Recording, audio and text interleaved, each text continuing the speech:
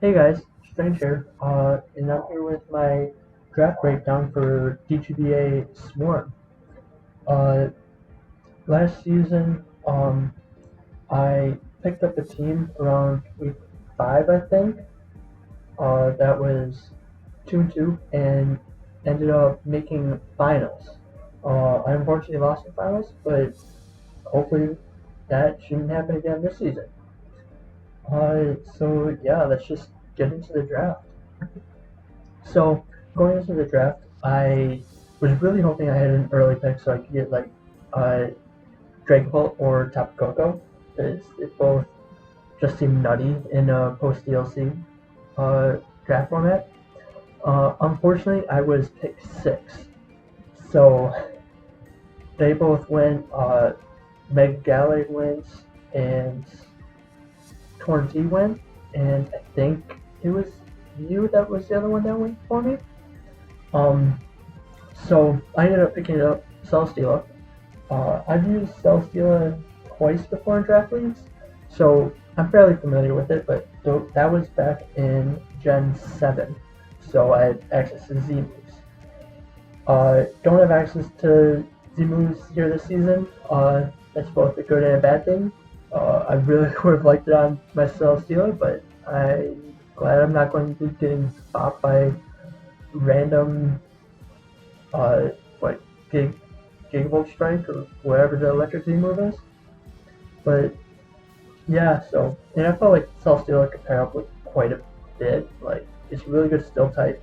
Just super bulky. It can set up, and Beast Boost is just an amazing ability, and it has a great defensive typing in Flying Steel. So next pick, uh, I grabbed Blacephalon. So I was like in a call with my buddy DJ, and uh, we were just trying to like plan out his draft and stuff because he was panicking and didn't know what to get. And he pointed out to me that of all the top tier mons, uh, there were no ghost resists until you got down to Hydreigon and Tyranitar in the 14 point Pokemon, and the top was like 18 points. So I had to get myself on. Last season it pretty much carried me. I got like three sweeps with it, and it's so good. Uh, it it's the best snowball mon in the format. Uh, Ghost and Fire Stab just hit a lot of things.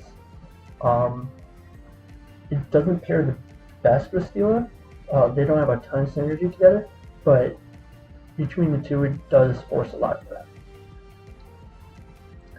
So one thing I was really scared of at this point was Mega Gallade, because it just kind of destroyed my top 2 picks with close combat and shadow sneak respectively. So I ended up getting Indeed.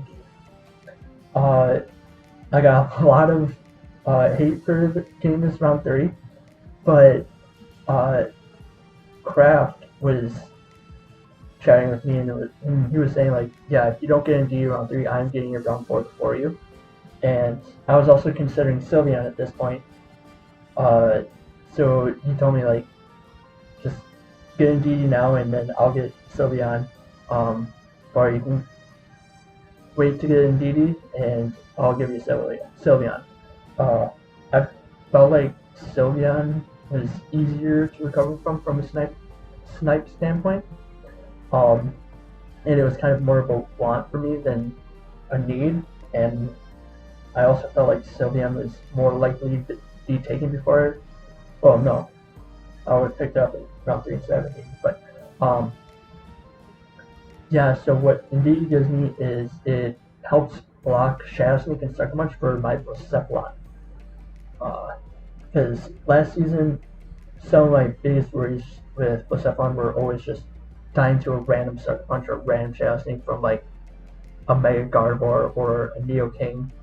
So Blacephalon or Indeedee really helps ease that up.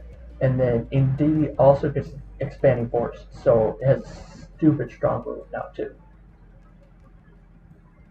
Next up, I grabbed Halucha.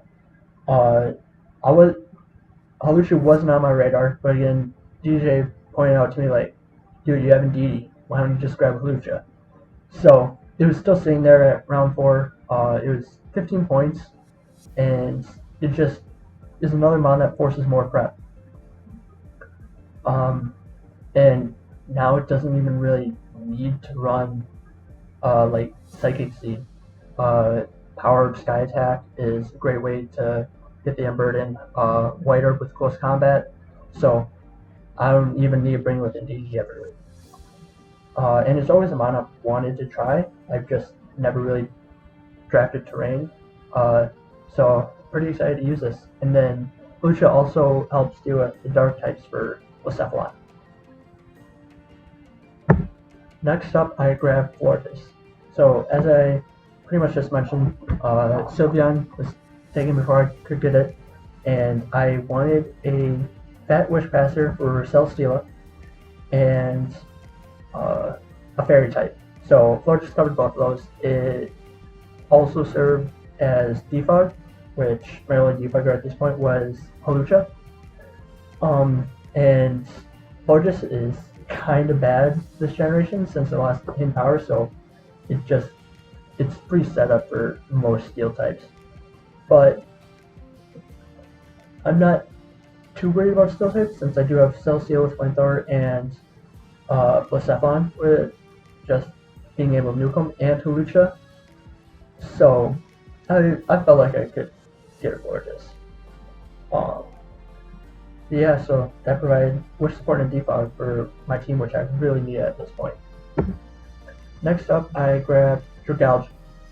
So I've never used Dragalge before, but it's always so scary in prep just because of its dual stab. It doesn't really deal with steel types that well, especially since it doesn't have Empower Fire. Like, you have to run Focus Blast.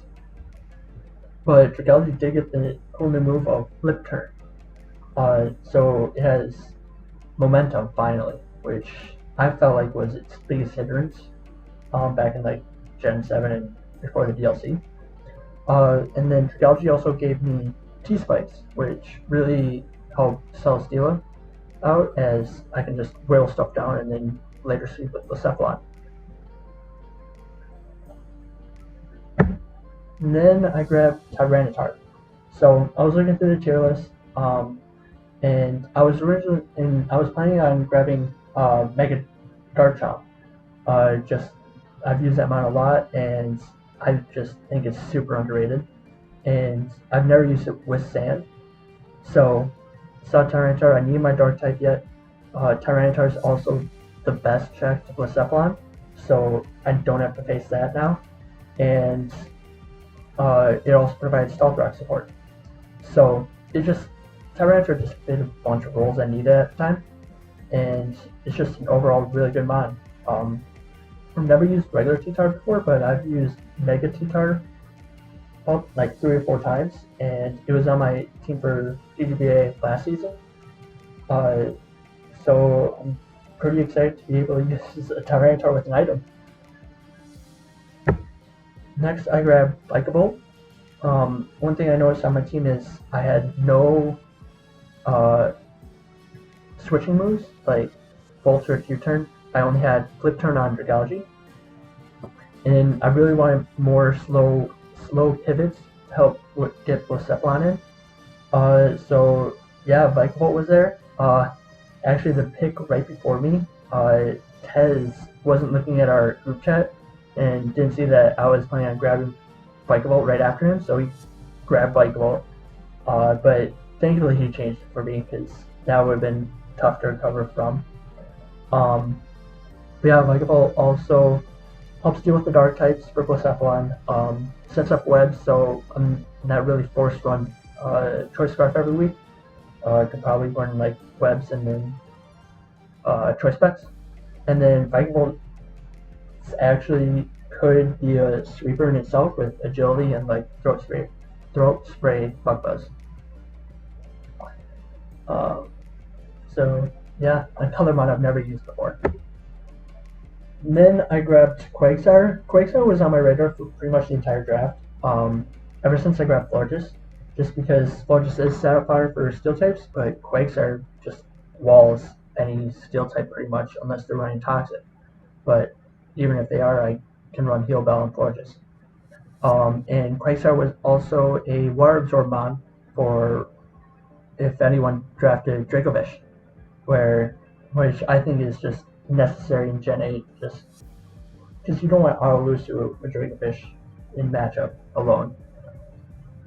So, and Quagsire also pairs up really well with Celesteela.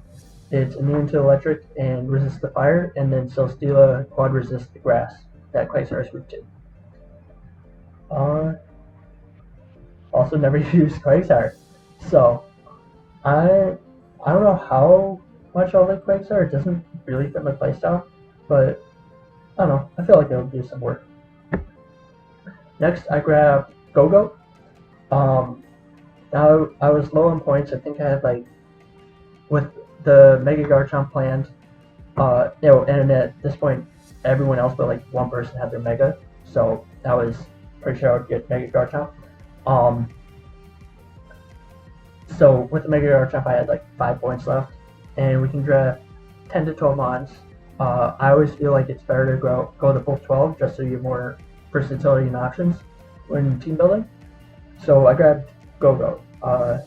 I just wanted a bulky grass type to help deal with my lack of ground resist. I had Celesteela and Hawlucha, but other than that, Earthquake was pretty free versus me.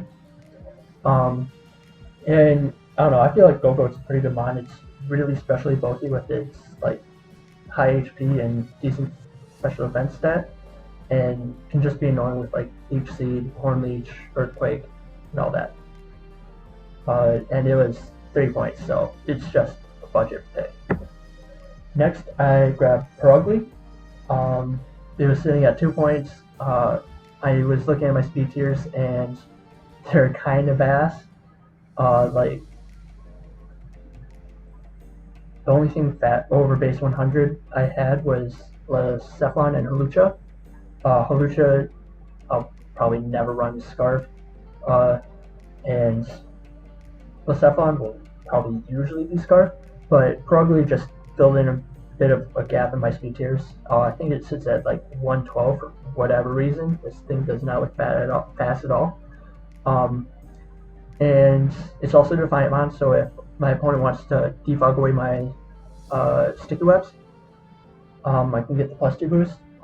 It's also a fire and ice resist with Thick Pad, so it just filled some roles I needed, and for only 2 points. So then I also mentioned that I was planning on getting Megachomp. Here this morning, I woke up and I saw a ping from Nick saying, dude, just screw Megachomp, just get Dracovish, it's sitting right there. So I thought about it, I looked at everyone else's drafts, and the only other water immunity mon drafted was Seismitoad. No Volcanion, no Gastrodon, no Vaporeon, any of those. So I just grabbed Dracovish. It just kills everything that Blacephalon can't. Pretty much except for a Vaporeon. So yeah, it just rounded out my Breaker core really well. So yeah, here's my team. After the Dracovish pick, I still have 1 point left. So I'm thinking and I don't have a Mega at this point, so I might be, dropping Tyranitar for Mega T-Tar or something. I don't know. I might play a few weeks, see how I feel about the team. But yeah, let me know what you think of my draft. And keep an eye out for the battle videos. I don't think I'm going to do the team building videos just because I want to spend a bit more time on them for this league. But yeah, I'll definitely be uploading my battle videos. So let me know your thoughts. And yeah, have a good day. See ya.